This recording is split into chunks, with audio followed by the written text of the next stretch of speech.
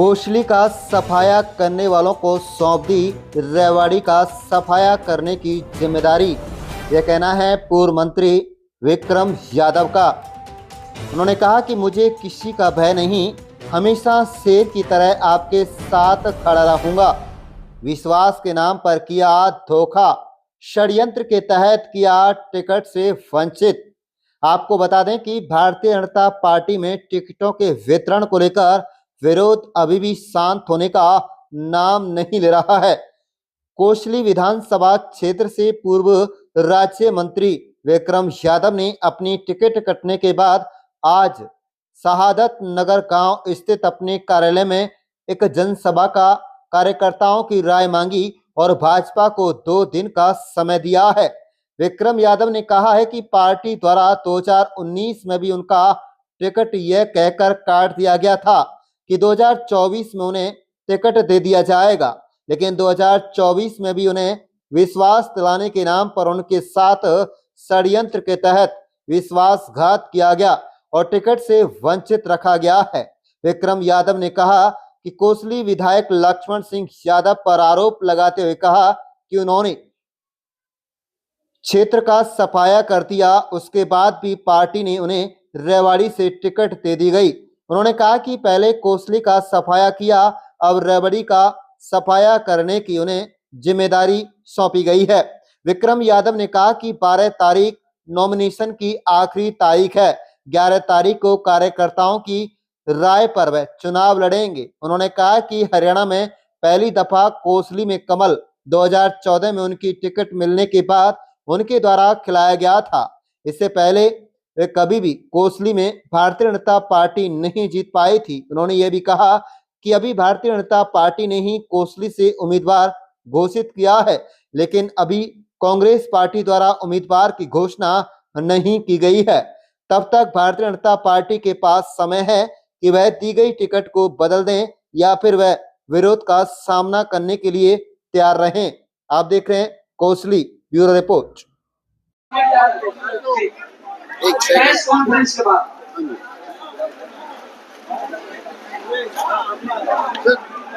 आज ये सम्मेलन आपने बुलाया था, कार्यकर्ता सम्मेलन, क्या था पूरा उद्देश्य इस सम्मेलन? हमें जिस प्रकार से कोसली विधानसभा पार्टी संगठन के अनुसार 4 मंडलों में बटी हुई है और राजनीतिक दृष्टि से 3 खंडों में बटी हुई है और तीनों खंडों की अलग अलग से हमें अपने सम्मानित साथियों से मीटिंग कर ली थी।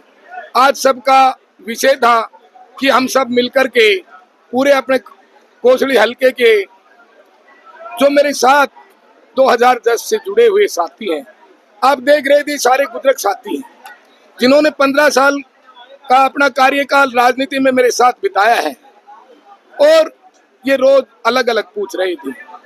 मैंने कहा तुम बताओ क्या करना चाहिए।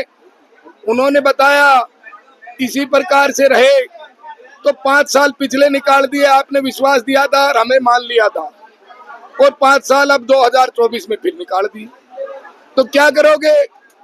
यहाँ कुछ होने जाने वाला नहीं।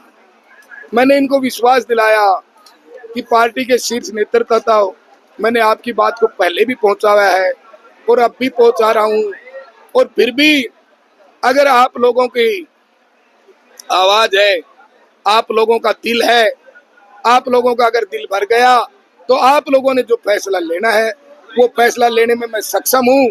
मैं इनके साथ खड़ा हूं, मेरी ताकत ये मेरा परिवार है। अगर मैंने कोई अकेले ने निर्णय लेना होता तो मैं ले सकता था। अब ये कोसली हल्का की जनता ने निर्णय लेना है कि हमें क्या करना है।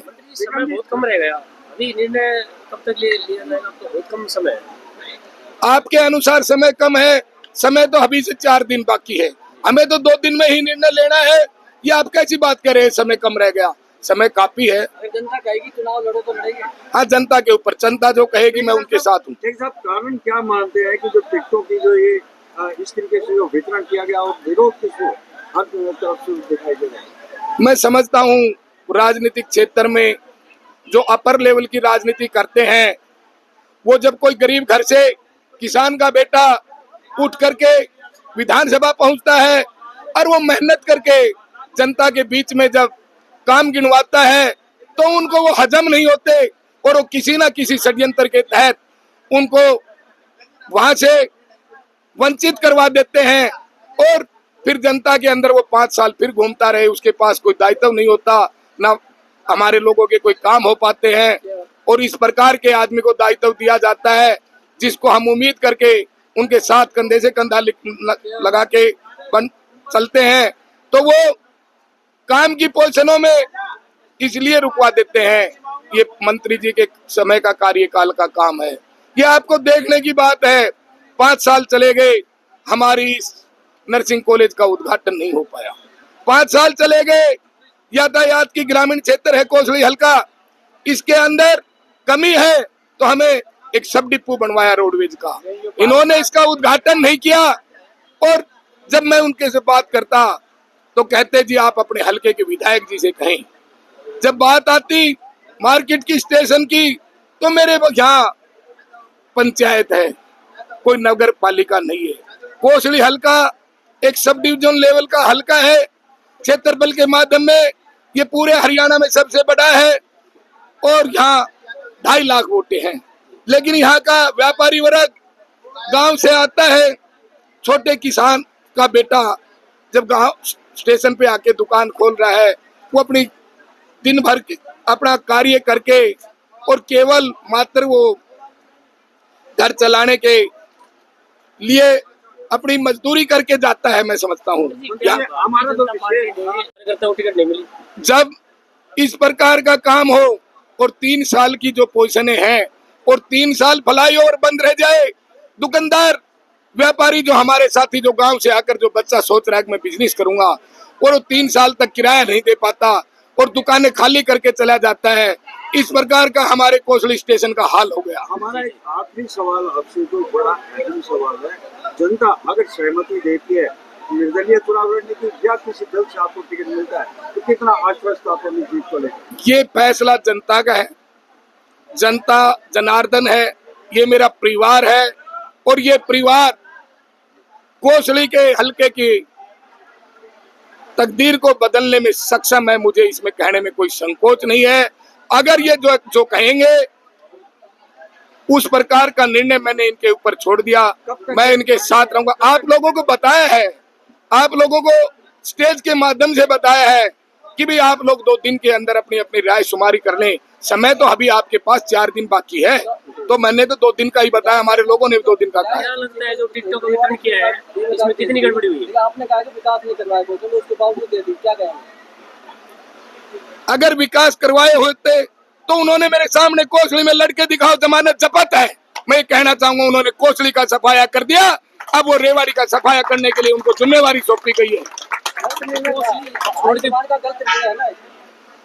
ये तो कह ही रहे हैं पब्लिक, आपने लोग कह रहे हैं, आप सुन नहीं रहे। ये निर्णय गलत हुआ तभी तो हम कह रहे, तभी इकट्ठे हुए हैं हम।